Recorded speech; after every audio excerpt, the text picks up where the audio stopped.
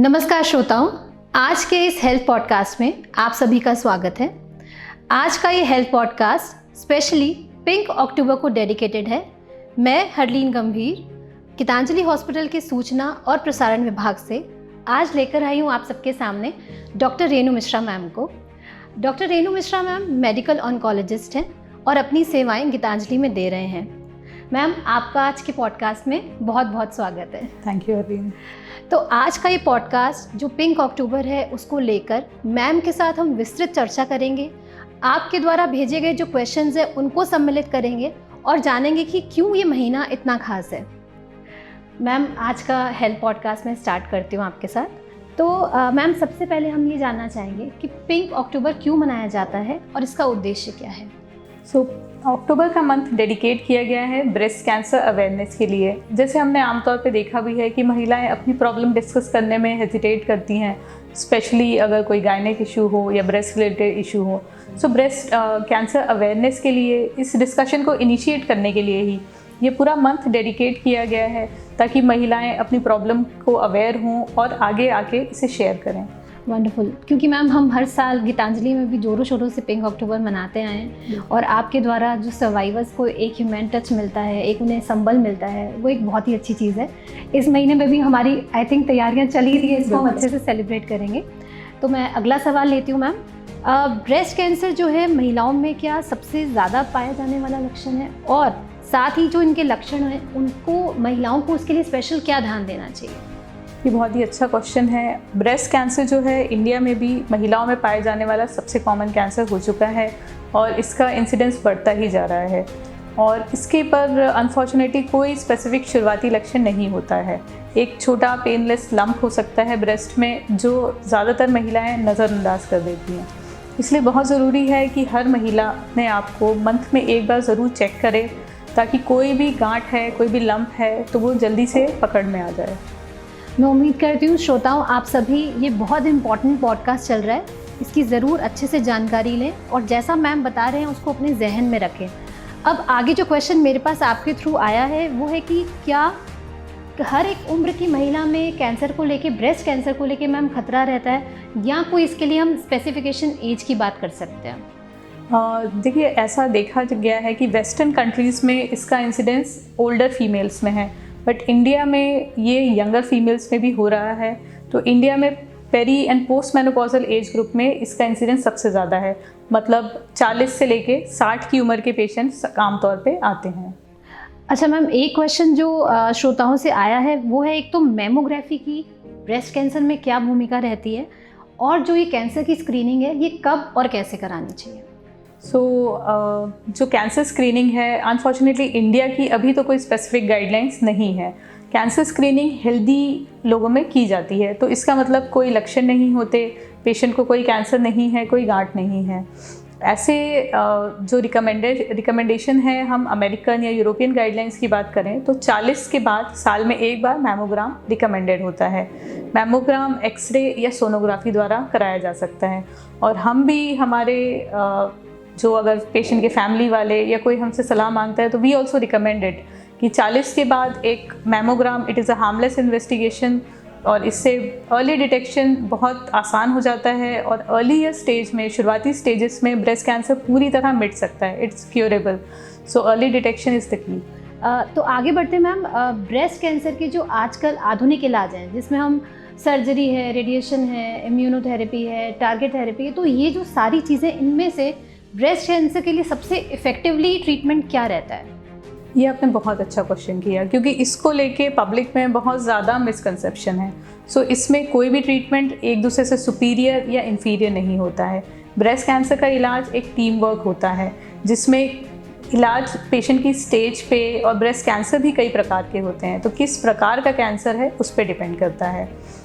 इसके लिए tumour board में एक सर्जिकल ऑन्कोलॉजिस्ट, एक मेडिकल ऑन्कोलॉजिस्ट, एक न्यूक्लियर मेडिसिन स्पेशलिस्ट, एक रेडिएशन ऑन्कोलॉजिस्ट, हम सब मिल के ये डिस्कस करते हैं और फिर डिसीजन लेते हैं केस के हिसाब से कि what is the best treatment as per the stage of the patient. Ma'am, एक तो ये बीमारी कैंसर का नाम सुन के ही इंसान के अंदर वैसे ही एक डर आना स्वाभाविक है, तो ऐसे में मेंटली, फिजिकली दोनों तरह से कैसी चुनौतियों का पेशेंट सामना करते हैं, और इसमें फैमिली का सबसे इम्पोर्टेंट रोल क्या रहता है?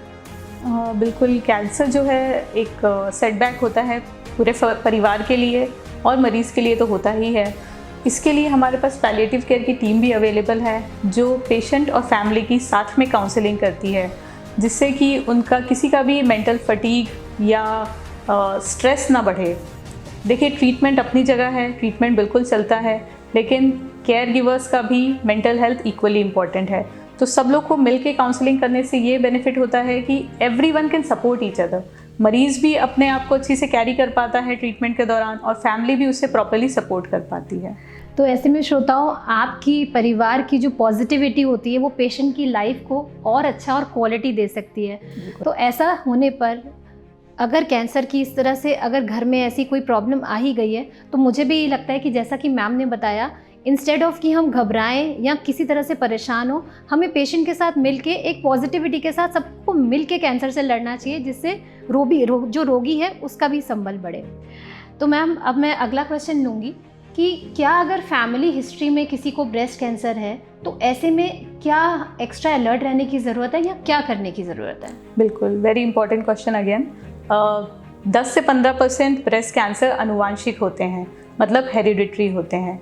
ये कुछ स्पेसिफिक जीन्स के कारण हो सकते हैं, जिसका टेस्ट कराया जा सकता है, और ऐसे लोगों में हमें स्क्रीनिंग कम उम्र में चालू करनी पड़ती है, और उसमें स्क्रीनिंग भी MRI द्वारा होती है, मैमोग्राम से नहीं। सो इसलिए अगर आपकी कोई ऐसी फैमिली हिस्ट्री है तो तुरंत अपने डॉक्टर से कंसल्ट करिए, क्योंकि उसमें स्क्रीनिंग का प्लान बिल्कुल अलग डिज़ाइन होता है।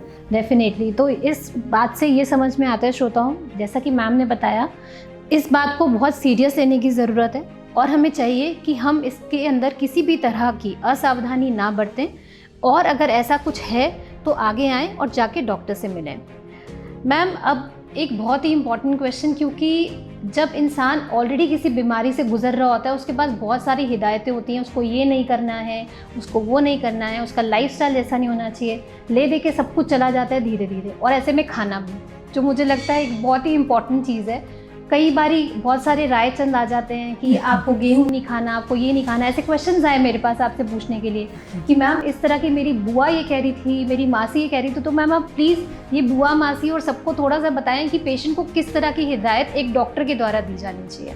बिल्कुल, देखिए, we don't recommend such strict और एकदम जो ऐसी वेट छोड़ देना, शुगर छोड़ देना, ऐसी कोई डाइट रिकमेंडेड नहीं है।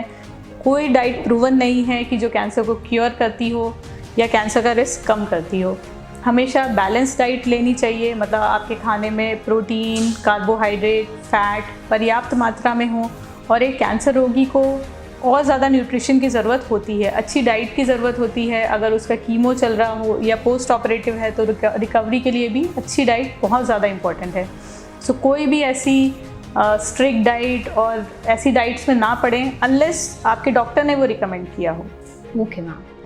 अच्छा, अब आगे चलते हैं मैम कि एक थोड़ा सा personal question. Being a doctor, आप पहले इंसान हैं, उसके बाद में एक प्रोफेशनल डॉक्टर हैं। मैम, कैसा लगता है जब आप किसी अपने पेशेंट को कैंसर फ्री होता हुआ देखते हो और उसकी लाइफ अच्छे से चलती है देखते हैं, वो आपको कैसा सुकून देता है? So that is what drives us, that is what the fuel जो हमें मोटिवेट करता है कि हम प्रैक्टिस करें, हम पेशेंट्स देखें और ट्रीट करें। When we see a survivor living a normal life, going back to his family, going back to his job, that is our achievement, that is our prize. हाँ, that's wonderful मैम। वही मुझे लगता है, मैंने कहा क्योंकि ये चीज़ें बहुत दिल के करीब होती हैं। बिल्कुल बिल्कुल, that is why we look forward to Pink October and the survivors meet. Ma'am, हमारे श्रोताओं से क्वेश्चन आए कि अभी काफ़ी सुनने में आ रहा है कि इस सेलिब्रिटी को ब्रेस्ट कैंसर हो गया या किसी और को हो गया, और थोड़े ही टाइम में खबर आती है कि दे आर कैंसर फ्री। तो ये चीज़ें कैसे हो पाती है ma'am? So this is a good thing about social media कि आजकल बहुत सारे सेलिब्रिटीज़ अपने ब्रेस्ट कैंसर या कोई भी कैंसर को लेके शेयर कर रहे हैं, अपनी ट्रीटमेंट जर्नी शेयर कर रहे हैं, एंड उनका रिकवर होना is living such a positive impact on society. The only difference I think is कि दे आर मोर अवेयर। अपनी कोई भी हेल्थ कंसर्न को वो इग्नोर नहीं करते। तुरंत अगर आप जल्दी से जल्दी डॉक्टर से मिलें, early detection is the key. अगर जल्दी से कोई भी ब्रेस्ट कैंसर अपनी शुरुआती स्टेज में या कोई भी cancer for that matter detect हो जाता है, तो वो क्योर होना संभव होता है। और जैसे सेलिब्रिटीज़ भी यही करते हैं, कोई भी छोटी प्रॉब्लम इग्नोर नहीं करते और तुरंत अपने डॉक्टर से कंसल्ट करते हैं। दूसरी चीज़ ये होती है कि ऐसे मन में लोगों को लगता है कि वो बड़े शहर में है इसलिए ऐसा हो पा रहा है, बट ऐसा नहीं है। आजकल ब्रेस्ट कैंसर के इलाज हर शहर में अवेलेबल है। हमारे गीतांजलि हॉस्पिटल में भी चाहे वो ऑपरेशन हो, onco surgery, chemotherapy, hormone therapy, immunotherapy, radiotherapy, हर प्रकार का ट्रीटमेंट हमारे यहाँ पे भी अवेलेबल है। जब आप बेस्ट ट्रीटमेंट लेंगे तो बेस्ट रिजल्ट्स डेफिनेटली मिलते हैं। तो यानी कि श्रोताओं, ये बात अवेयरनेस की है, सेलिब्रिटीज़ की नहीं। तो आप अपनी जो लाइफ के सेलिब्रिटी है वो खुद है, ये आपको चूज़ करना है कि आप एक नॉर्मल इंसान की तरह इस चीज़ को लेना चाह रहे हैं या विजिलेंस के साथ लेना चाह रहे हैं। एक क्वेश्चन मैम और, जैसे हम सोशल मीडिया की बात कर रहे हैं, आजकल आए दिन इतने रील्स, इतना लोगों को टेरर कि इसको करने से ये हो जाएगा, ये खाने से ये हो जाएगा, ये बर्तन से ये हो जाएगा। तो मैम, ये कैंसर को लेके बहुत सारे मिथक हैं, तो इसके ऊपर आप ज़रूर प्रकाश डालें। इसके बारे में तुम्हें बस एक ही चीज़ कहना चाहूँगी, आपके मन में अगर डाइट को लेके या कोई भी चीज़ को लेके कैंसर रिलेटेड कोई डाउट है तो एक डॉक्टर से सलाह लीजिए, किसी बाबा से या इन्फ्लुएंसर से नहीं। बिकॉज इतने ज़्यादा रील्स और इतनी ज़्यादा मिसगाइडेंस हो रहा है आजकल इंटरनेट पे, and there is no regulation. Unfortunately there is no regulation to what information is being shared, so it is fear mongering. कई चीज़ों से अननेसेसरी डर क्रिएट किया गया है, शायद व्यूज़ के लिए, but I don't support all this and I just recommend कि मन में डर ना लाइए। अपनी कोई भी छोटा से छोटा भी डाउट हो, आजकल तो इतना एक्सेसिबल हो गया है हेल्थ केयर कि आप अपने डॉक्टर से कभी भी कंसल्ट करिए, आपके कोई भी डाउट हमेशा क्लियर करिए। इन सब चीज़ों से डरने की कोई ज़रूरत नहीं है। Thank you ma'am. तो अपनी लाइफ के जो डॉक्टर्स हैं वो एक्चुअल डॉक्टर्स को चुने, ना कि इन इन्फ्लुएंसर्स को किसी को अपना रायचंद बनने दें। जैसा कि मैम ने बताया, कुछ भी प्रॉब्लम हो सीधा डॉक्टर से मिले। ठीक है मैम, अब हमारा पॉडकास्ट काफ़ी क्लोज हो रहा है एंडिंग के पास, तो चलते चलते मैम, आपका एक संदेश जो कि ऑलरेडी कैंसर पेशेंट है या महिलाओं के लिए, या आप पिंक अक्टूबर के चलते दौरान आप क्या ऐसा बोलना चाहेंगे कि जिससे सब महिलाओं को एक संदेश मिले जागरूकता के लिए? बिल्कुल, सो मेरा यही संदेश है कि अक्टूबर नहीं, paint all the months pink. Every month is your month. महिला अपने परिवार का न्यूक्लियस होती है, सेंटर होती है। एक हेल्दी महिला ही एक हेल्दी परिवार को मेंटेन कर सकती है। तो अपनी हेल्थ को प्राथमिकता दीजिए, और यहाँ गीतांजलि की पूरी टीम अवेलेबल है आपको सपोर्ट करने के लिए, और किसी भी रूप में आपको हमारी हेल्प चाहिए तो we are always there. Thank you ma'am. श्रोताओं, मुझे लगता है कि आज का ये पॉडकास्ट आप लोगों को बहुत पसंद आया होगा, क्योंकि ये पिंक अक्टूबर के बारे में है, स्तन कैंसर जागरूकता के बारे में है। इसको ज़्यादा से ज़्यादा शेयर करें, जैसा कि मैम ने बहुत ही सिंपल शब्दों में आपको समझाना चाहा है। इधर उधर भ्रांतियों में ना जाएं, सीधा डॉक्टर से मिलें और अपने इलाज की ओर आगे बढ़ें, या जिन्हें ज़रूरत है उन्हें ये पॉडकास्ट ज़्यादा से ज़्यादा शेयर करें। तो आज के इस पिंक अक्टूबर पॉडकास्ट में इतना ही। अगले हेल्थ पॉडकास्ट में आपसे फिर मिलेंगे। Thank you so much Renu ma'am, आपने आज इतनी अच्छी हमें जानकारी दी। Thank you ma'am, thank you so much.